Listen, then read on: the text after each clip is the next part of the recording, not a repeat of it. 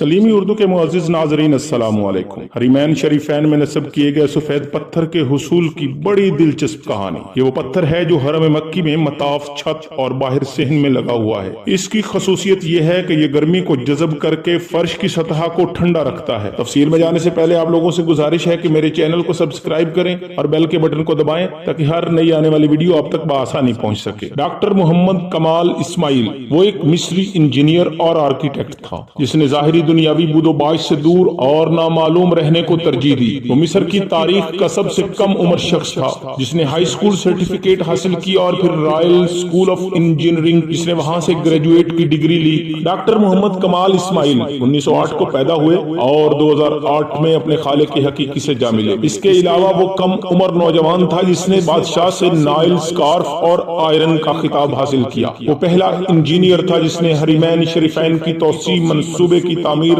اور عمل درآمد کے لیے اختیارات سنبھالے۔ اس نے شاہ فہد اور بن لادن کمپنی کے بار بار اصرار کے باوجود انجینئرنگ، ڈیزائن اور آرکیٹیکچرل نگرانی کے لیے کسی قسم کا معاوضہ لینے سے انکار کر دیا اور کہا کہ میں دو مقدس مساجد کے کاموں کے لیے کیوں معاوضہ لوں اور قیامت کے دن اللہ تعالیٰ کا کیسے سامنا کروں گا۔ اس نے 44 سال کی عمر میں شادی کی اور اس کی بیوی نے بیٹا جنم دیا اور زچگی کے بعد فوت ہو گئی۔ اس کے بعد وہ مرتے دم تک عبادت الہی میں مصروف رہا۔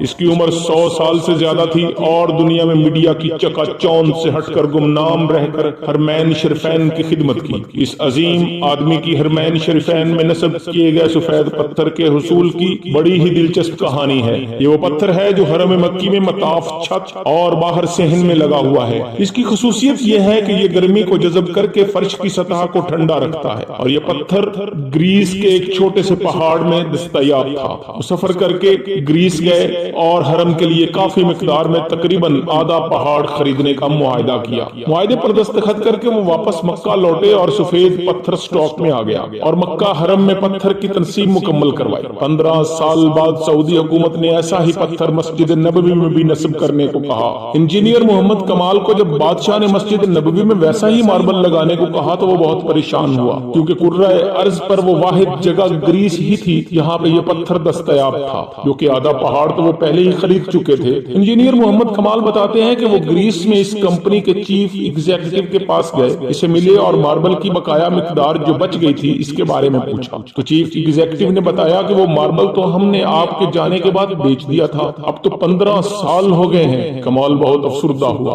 اور میٹنگ چھوڑ کر جانے لگا تو آفس سیکرٹری سے ملا اور گزارش کی کہ مجھے اس شخص کا اتا پتہ بتاؤ۔ اس نے بقایا تمام ماربل کی مقدار خریدی تو اس نے کہا پرانا ریکارڈ تلاش کرنا بہت مشکل ہے کیونکہ 15 سال ہو چکے ہیں، لیکن آپ مجھے اپنا فون نمبر دے جائیں، میں تلاش کرنے کی کوشش کرتی ہوں۔ اس نے اپنا نمبر اور ہوٹل کا پتہ دیا اور اگلے دن آنے کا وعدہ کر کے چلے گئے۔ دفتر چھوڑنے سے پہلے کمال نے سوچا کہ مجھے کیا ضرورت ہے کہ کس نے خریدا، اللہ خود ہی کوئی بندوبست کر دیں گے۔ اگلے دن ایئرپورٹ جانے سے چند گھنٹے قبل اسے فون کال آئی کہ مجھے ماربل کا خریدار کا ایڈریس مل گیا ہے۔ اب کمال بہت ہی آہستہ رفتار سے دفتر گیا کہ اب کیا کروں گا خریدار کے ایڈریس کو کیونکہ اتنا لمبا عرصہ گزر گیا ہے۔ کمال دفتر پہنچا تو سیکرٹری نے کمپنی کا پتہ دیا جس نے ماربل خریدا تھا۔ جب کمال نے پتہ دیکھا تو کچھ دیر کے لیے اس کا دل دھڑکنا بھول گیا، پھر زور کا سانس لیا کیونکہ وہ کمپنی جس نے ماربل خریدا تھا وہ سعودی کمپنی تھی۔ کمال نے سعودیہ کی فلائٹ پکڑی اور اسی دن وہ سعودی عرب پہنچا اور سیدھا اس کمپنی کے دفتر جا پہنچا اور ڈائریکٹر ایڈمن کو ملا اور پوچھا کہ آپ نے اس ماربل کا کیا کیا جو گریس سے خریدا تھا؟ تو اس نے کہا مجھے یاد نہیں۔ پھر اس نے اسٹاک روم رابطہ کیا اور ان سے پوچھا کہ وہ سفید ماربل جو گریس سے منگوایا تھا وہ کدھر ہے؟ تو انہوں نے کہا کہ وہ ساری مقدار موجود ہے